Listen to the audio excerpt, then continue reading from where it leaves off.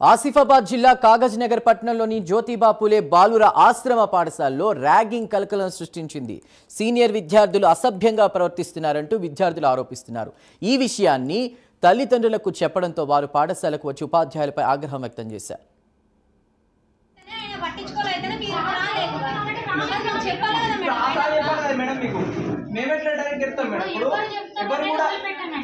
ఎవరైనా కానీ డైరెక్ట్ రావాలి మేడం. ఇప్పుడు నేను కూడా మీ దగ్గర రావాలంటే అక్కడికి వెళ్ళి ఇటు రావాలి, వాళ్ళు చెప్తే ఇటు రావాలి, అంతేగాని మీ దగ్గర రావాలి నేనే భయపడతాను మేడం. ఆయన ఎట్లా డైరెక్ట్ వస్తాడు మేడం?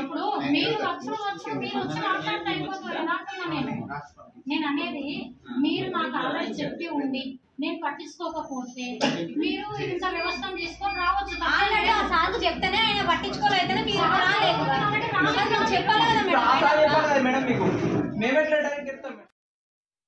మనీష్ పాండే అన్న 10th క్లాస్ లా నాకు కొడతాండు, కొట్టి డ్రెస్సులు పిండమని అంటాడు. పిండ ఉంటే గుర్తుకొని లేపి కొడతాలు, బయట పెట్ట మీద పన్న పెడతాలు, కింద అత్తే కొడతాలు, బట్టలు పిండమంటారు. వాళ్ళ పొద్దున లేకుండే పొద్దున లేపారట, వాళ్ళని లేపి ముఖం గడిపియాలి అట్లా చెప్తారు. చపాతీలు చేపిస్తారు.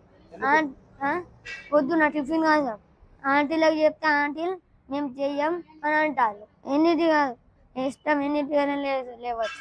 తాగుతారు 10th క్లాస్ వాళ్ళు, బీర్లు అవి తాగుతారు. ఫంక్షన్ హాల్కి పోతారు, ఏమైనా ఫంక్షన్ ఉంటే అలా పోయి తిన్నత్తలు, సార్లే పంపుతారు. పట్టించుకోలే సార్ అందరు ఉండా నాలే కొడతారు, 10th వాళ్ళే కొడతారు. ఉండా డ్రెస్సులు కడుకోమని సార్లు పట్టించుకుంటలేదు. ఆ రోజు అత్తలేదు, ఎప్పుడు ఒక్కొక్కసారి అత్తది పోతుంది అంతే, ఎప్పటికి రాదు ఒక్కొక్కసారి. మనీష్ పాండే అన్న 10th క్లాస్ లా నాకు కొడతాండు. ఆసిఫాబాద్ జిల్లా కాగజ్ నగర్ పట్టణంలోని జ్యోతిబా పూలే బాలుర ఆశ్రమ పాఠశాలలో ఈ ర్యాగింగ్ కలకలం చెలరేగింది.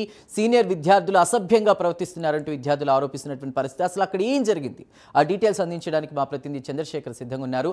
చంద్రశేఖర్, తల్లిదండ్రులు వచ్చి పాఠశాలకు వచ్చి ఉపాధ్యాయులపై ఆగ్రహం వ్యక్తం చేస్తున్నటువంటి పరిస్థితి, ర్యాగింగ్ కి సంబంధించి అసలు అక్కడ ఏం జరిగింది?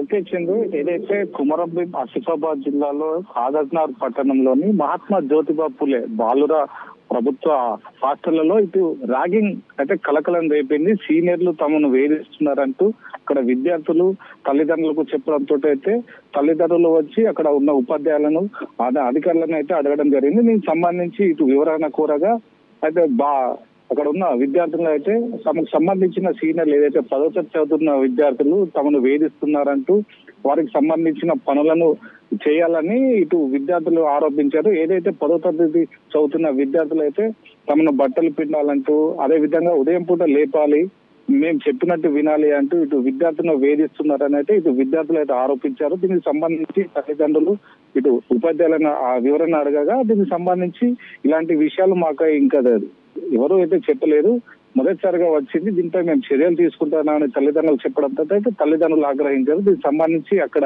ఏదైతే వెనుకబడిన తరగతులకు సంబంధించిన విద్యార్థులు బాలుర హాస్టళ్లలో చేర్చించేందుకు తల్లిదండ్రులు ఎంతో ప్రయాసపడి విద్యార్థులను మంచిగా చదవాలని, మంచి బుద్ధులు ఉండాలని ప్రభుత్వ హాస్టళ్లలో చేర్పిస్తారు. దీనికి సంబంధించి ఇలాంటి ర్యాగింగ్ కలకలం అయితే రేపింది. దీనికి సంబంధించి పేద మధ్య తరగతికి సంబంధించిన విద్యార్థులు దీనిపై చాలా వెనుకబడిపోతారు. అదే విధంగా ప్రభుత్వ హాస్టల్లో విద్యా బోధనలు మంచిగా ఉంటాయనే ఒక ఉద్దేశంతో అయితే విద్యార్థులను మేము చేర్పించాము. ఇలాంటి క్రమంలో ఇలా మా అబ్బాయిలను వేధిస్తే కరెక్ట్ కాదంటూ ఇటు తల్లిదండ్రులు అయితే ఆరోపిస్తున్నారు. ఏదేమైనా దీనిపై ఉన్నత శాఖ అధికారులు చర్యలు తీసుకోవాలని అయితే ఇటు తల్లిదండ్రులు అయితే కోరుతున్నారు. Right Chandrashekar, thank you for the updates.